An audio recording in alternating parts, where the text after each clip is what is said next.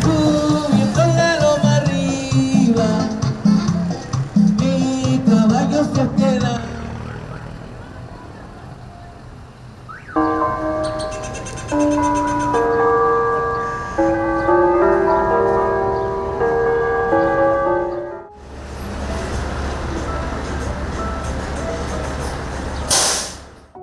Dentro del corazón de la ciudad de Torreón, existen las siluetas de fantasmas, escondidas entre los árboles de sus pobladas banquetas, solitarias quedando ante el caos de la rutina de miles de laguneros. La historia que ha sido plasmada en sus fachadas, aislada ha sido ya del respeto de los transeúntes, cuya vista han decidido ya no es digna de dirigir hacia sus descuidadas estructuras. Torreón es una maravilla porque se formó por el influjo de varias gente de diferentes partes del mundo que vinieron aquí a Torreón con la efervescencia del oro blanco, que era el algodón, de la gran fiebre agrícola y después comercial e industrial, y de esto generó una riqueza arquitectónica muy importante en Torreón, viniendo gente de origen, obviamente, español, de origen musulmán, de libaneses, e incluso tuvimos judíos, colonia judía, alemana, etcétera, de tal manera que eso provocó que en Torreón se hiciera una arquitectura muy rica con muchísimos estilos, y eso pues es algo muy muy importante para nuestro legado arquitectónico y cultural en Torreón. El estilo morisco es un estilo muy interesante que se va a generar en lo que viene siendo la España musulmana. Los españoles tuvieron durante 800 años lo que viene siendo la conquista por parte de los musulmanes, y entonces ellos van a generar pues su propio estilo arquitectónico característico con influencias orientales. Cuando después de que ya inicia la reconquista y finalmente los españoles logran reconquistar su territorio, o sea, quitárselo a lo que son los musulmanes, hay musulmanes que se quedan ahí, ¿verdad? Y que, bueno, van a ser obligados a convertirse a la fe cristiana, aunque algunos lo van a hacer del todo, y finalmente siguen generando arquitectura y arte en estilo musulmán, ¿verdad? Y finalmente ese estilo musulmán que se genera en España reconquistada por los cristianos se le llama estilo morisco o mudéjar. La Casa Alhambra fue construida en el año 1930 por un agricultor hispano que se hizo lagunero, Fernando Rodríguez Rincón. Él fue muy exitoso, hizo su fortuna en La Laguna, en Torreón. Entonces, en los años 30, pues es una época brillante, donde hay mucho dinero en Torreón y en la comarca lagunera, y ese dinero se refleja en la arquitectura, es decir, hay dinero para pagar la moda arquitectónica. La destrucción de la Alhambra, en la primera parte de la destrucción, porque es en dos partes, pues genera una gran conmoción, y encontré en diferentes entrevistas que hice un comentario que se repite y me dice: todavía nos duele cuando rememoramos esta tragedia, esta destrucción del patrimonio de la ciudad, porque lo consideramos nuestro, es decir, ya estaba en nuestro imaginario.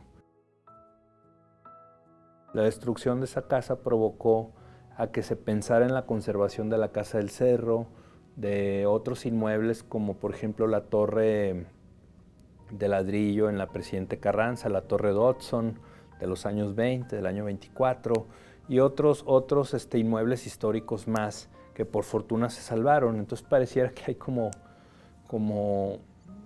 que el sacrificio de una cosa pues llevó al salvamento de otras.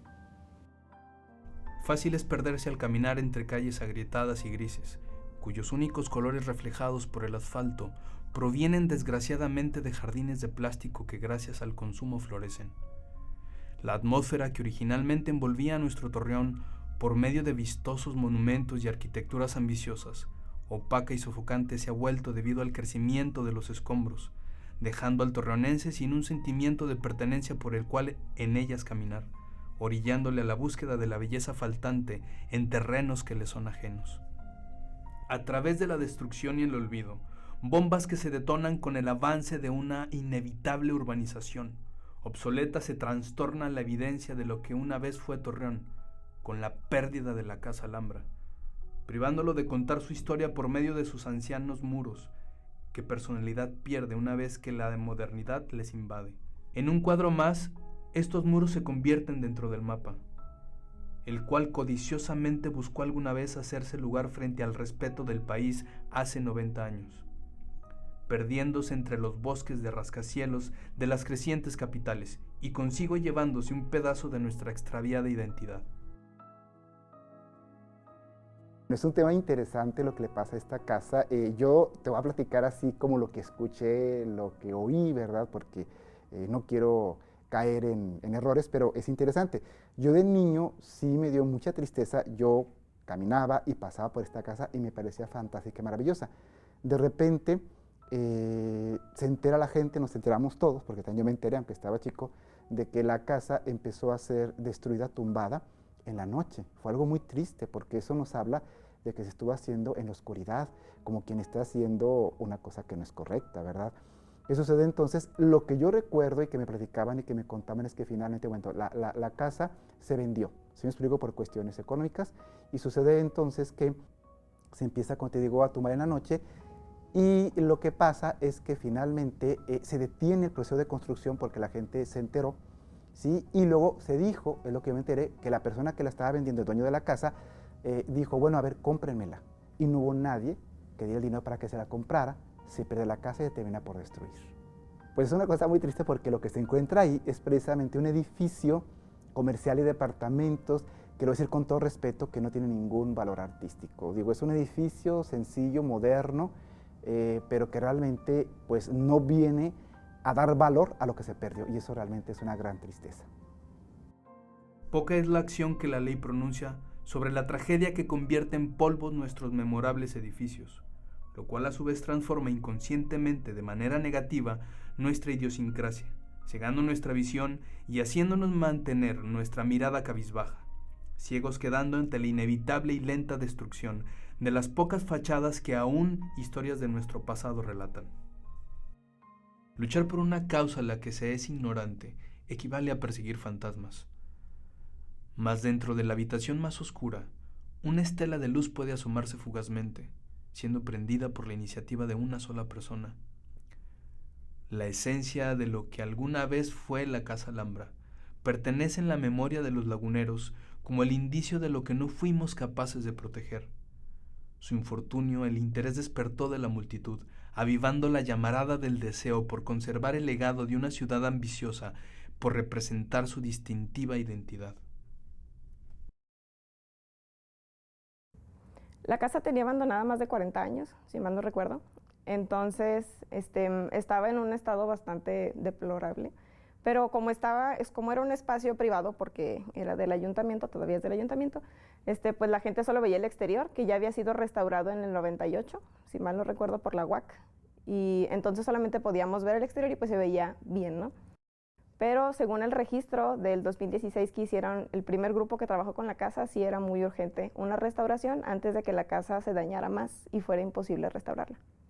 Nosotros hicimos todo lo que te digo son interiores, museografía, museología, y desarrollamos el proyecto que es ahora, que es el Centro Cultural Casa Mudéjar.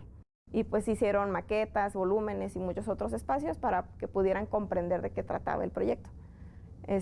Ya después de eso, se hizo oficial el proyecto, toda la información se compartió con el ayuntamiento y después ellos comenzaron con su restauración por su cuenta. Cuando te invitan a participar en una restauración, lo primero que viene a la mente es ¿qué debo de hacer para poder regresarle el origen o el estado natural con el cual nació un edificio? Obviamente, cuando nos presentamos ante cualquier edificio que es patrimonio histórico, la mayoría ha tenido intervenciones que muchas veces no fueron las adecuadas. Entonces, ¿qué tenemos que hacer nosotros? Primero es regresarle la vitalidad del edificio y dándole su origen de cuando empezó a construir como tal. ¿En qué creo que ha afectado, en qué ha beneficiado más bien el proyecto de Casa Mudéjar? Yo creo que en que la gente de Torreón abrió los ojos a ver que había edificios tan bonitos como Casa Mudéjar aquí en la región y que no era nada más la Casa del Cerro, el Museo Arocena, que son otros proyectos que ya se habían hecho hacía más de 10 años de Casa Mudéjar, que decían, no, pues ya no hay más, no, Torreón es un rancho, no tiene nada, no hay nada que ver, y hay muchísimo más de lo que se pueden imaginar que están en los catálogos. Y Casa Mudéjar yo creo que es un gran ejemplo del valor que tiene la arquitectura en la laguna, porque habla precisamente de la arquitectura mudéjar y de la influencia árabe y pues de todas las comunidades que vinieron de allá a principios de 1900 y que forman parte a final de cuentas de la identidad de un lagunero. Todos sabemos que somos de múltiples etnias, pero pues ahora como ya estamos todos combinados, como que es un poquito más difícil definirlo, pero yo creo que más que nada Casa Mudéjar ayudó a que la gente entendiera que esos proyectos están ahí y que el ayuntamiento supiera que se pueden hacer y que a la gente le gustan. Yo creo que es muy importante rescatar el patrimonio. Y yo creo que es algo trascendental, sobre todo porque el patrimonio nos da identidad.